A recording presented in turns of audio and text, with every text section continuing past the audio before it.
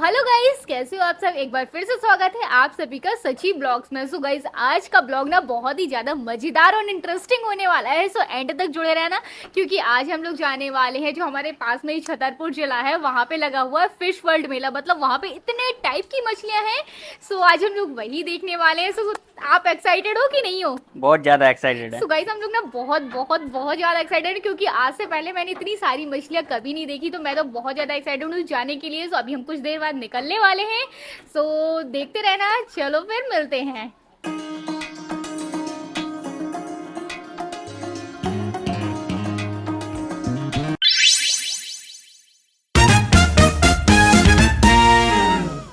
हम लोग छतरपुर जाने के लिए तैयार हो चुके हैं और हमारे साथ जा रही हैं माता श्री भी। लेकिन उससे पूर्व करवाली हमने अपने हेलीकॉप्टर की पेट पूजा तत्पश्चात प्रस्थान किया छतरपुर के लिए। और पूरे 30 मिनट बाद हम छतरपुर तो पहुंच गए, लेकिन करने लग गए पेट में चूहे तांडव। तो आ गए हम सीधा डोमिनोज की। माता श्री को भी खिलवाना था डोमिनोज का पिज्जा। तो सोचा कि इससे अच्छा मौका कोई हो ही नहीं सकता। और 10-15 मिनट इंतजार करने के पश्चात आखिरकार हमारा ऑर्डर आ गया। तो यहाँ पर हमने ऑर्डर किए थे कुल 3 पिज्जा। भाई साहब, मेरे मुंह में तो इन्हें देखते साथ ही पानी आ गया। और फिर हम सभी ने उठाया अपने अपने स्वादिष्ट पिज्जा का लुत्फ। इसके अलावा कोल्ड ड्रिंक भी पी, जो की थी काफी स्वादिष्ट। तत्पश्चात छतरपुर की गलियों से होते हुए तालाबों को लांघते हुए हमने प्रस्थान किया फिश वर्ल्ड मेला की ओर। लेकिन मुझसे ज्यादा तो मेरी माता श्री उतावली थी। वह मुझसे बार बार बोल रही थी कि आखिर हम कब पहुँचेंगे। और फिर यूँ अचानक से फिश वर्ल्ड मेला को अपनी आंखों के सामने देखकर तो वह बहुत ज्यादा खुश हो गई थी, क्योंकि यार वो लग ही इतना सुंदर रहा था बाहर से। और जैसे ही हम पहुंचते हैं मिल जाते हैं प्यारे प्यारे से फॉलोअर्स। तो निकलवाए उनके साथ कुछ कुछ छाया चित्र।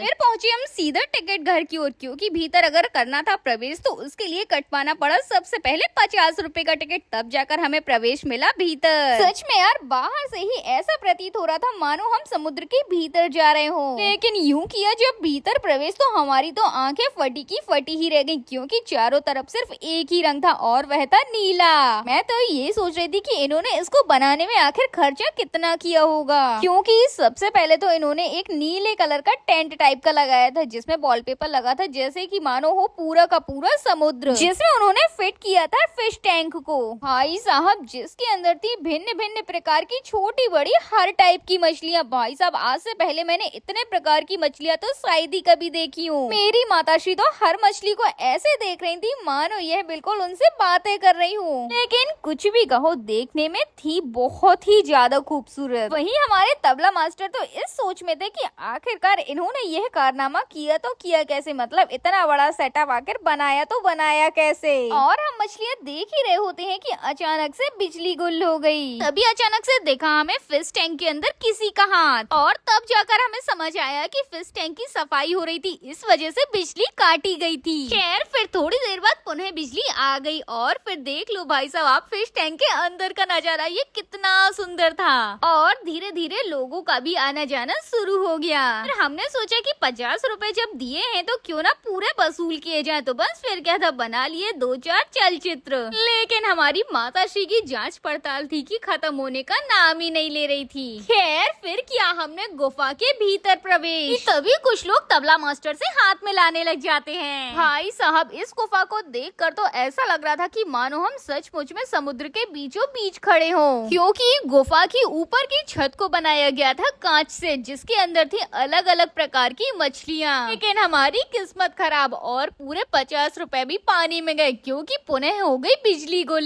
फिर भी कुछ भी कहो, इन सुंदर सुंदर मछलियों को देखकर दिल को काफी सुकून मिला। मुझे तो इतना अच्छा लग रहा था कि बाहर जाने का मन ही नहीं हो रहा था। मन कर रहा था कि बस इन्हें ही देखती रहूं। लेकिन इसी बीच देख लिया मुझे मेरे प्यारे प्यारे फॉलोअर्स ने, तो निकलवाए उनके साथ कुछ कुछ छाया चित्र। और पुनः जुट गई रंग बिरंगी मछलियाँ देखने। लेकिन भाई साहब, इस बड़ी सी मछली को देखकर तो मैं डर ही गई। तत्पश्चात अपने 50 रुपए वसूल कर हम आ गए मेले के भीतर। और मैं हर बार की भांति रुक गई कपड़ों की दुकान पर। फिर थोड़ी बहुत मेले का भ्रमण किया, जो कि शायद अभी ढंग से लगाना था। तो बस फिर क्या था, फटाफट से आ गए हम निकलकर मेले के बाहर, जहाँ हमें दिखा एक बड़ा सा हाथी, जिसे देखते साथ ही जुट गए हम सभी अपने अपने छाया चित्र लेने। फिर तबला मास्टर ने पुनः उठाया अपना हेलीकॉप्टर और फिर किया हमने प्रस्थान। और हम वहाँ से निकले ही थे कि हमें दिख गया एक और मेला, तो सोचा क्यों ना यहाँ का भी भ्रमण कर ही लिया जाए, जहाँ मिल गए मुझे मेरे को चाहने वाले।